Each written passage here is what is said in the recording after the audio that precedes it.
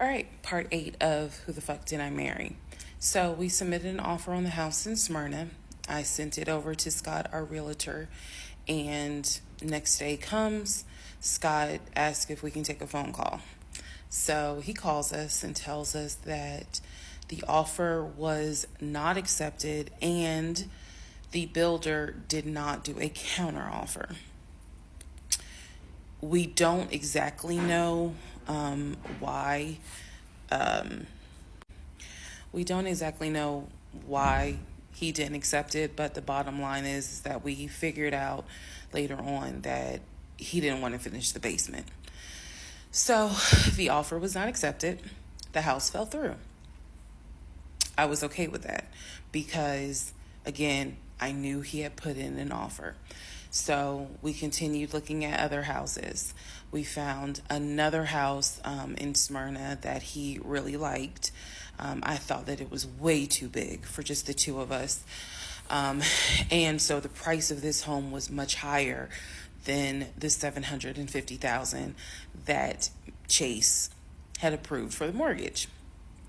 So what he explained to me was that he was willing to do the $750,000 mortgage, and he was also willing to put a significant amount of the money in savings on the house, which meant that he was now comfortable going from $750,000 up to about $900,000.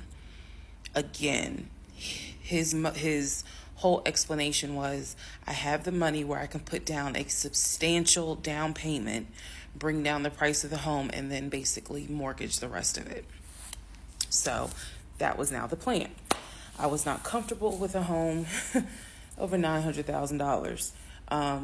But again, keep in mind, I saw the Chase paperwork. So I was like, I just feel more comfortable sticking at the $750,000 mark. That's what you were approved for. Let's go with that.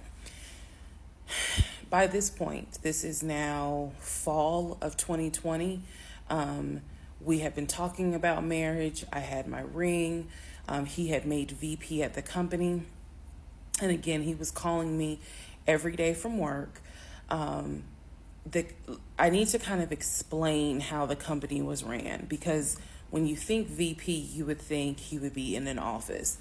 It was a condiment company, so they actually were producing the condiments, and I'm not saying the name of the company on purpose, but they were producing the condiments in this particular plant location. So a lot of times, he would simply tell me that he walked the floor, checking in with his subordinates, basically. Now, how did he go to work? For the most part, at this point, he left before I woke up. However, pretty much he wore dress pants, kind of like a dark navy blue cargo pant, and he had a polo shirt with the company logo on it. What I saw a lot of times is that he would not wear the polo shirt to work. He would wear like a company t-shirt. He would wear rubber sole shoes and the navy blue cargo pants. I didn't think it was a uniform, but it reminded me of what someone would wear when I worked at Amazon, if you're going to be doing manual labor. He didn't go to work sloppy looking at all, but it definitely was not suit and tie. Nowhere near suit and tie. It is fair to note that outside of work, he was a man who he loved to dress.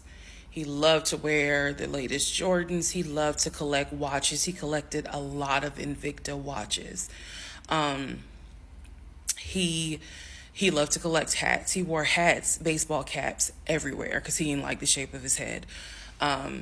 So in terms of how he dressed casually, the man, he could dress. In terms of how he dressed for work, yeah, he didn't dress like a VP. But his excuse was, I'm constantly walking the production floor, and I can't be in a suit and tie walking the production floor where they're creating the condiments that we're selling. So by this point, again, this is fall. We're still looking at houses. We're still touring houses as much as we can because it is COVID. We had found another house that we really liked and a house that I really truly wanted to put an offer in on. This was now going to be the second house that we put an offer on. He put in the asking price, I believe, was about $700,000. He put in under asking an offer for about $650,000. I'm guessing, but I'll try to find the house and put it on the story. The reason that house fell through, we found out that the home was sitting on a septic tank. We found out that the septic tank had an issue, and it would have taken about $15,000 to $20,000 to fix the septic tank. The sellers were not willing to fix the septic tank. Personally, I didn't really care for the house that much. I'm the one who was like, I don't really want it.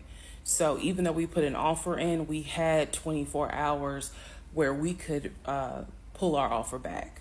And so we did. Once we found out, I believe it was in the disclosure. And if you're a realtor, please feel free to tell me if I'm using the wrong terminology, but I believe it was in the disclosure that they told us the septic tank needs to be replaced. That's when I was like, nah, I don't want that house. So we pulled out. The house fell through, and so I was fine with it because, again, I was heavily involved. I saw him sign the offer. I knew every step of what was going on. Our real estate agent, Scott, was amazing, but you will see when I get to it where he made a mistake as a real estate agent. So house number 2 fell through. We then moved on, saw a few more houses, and then we get to house number 3. I'm going to pause talking about the houses because now I need to introduce what happened with the cars. Stay tuned.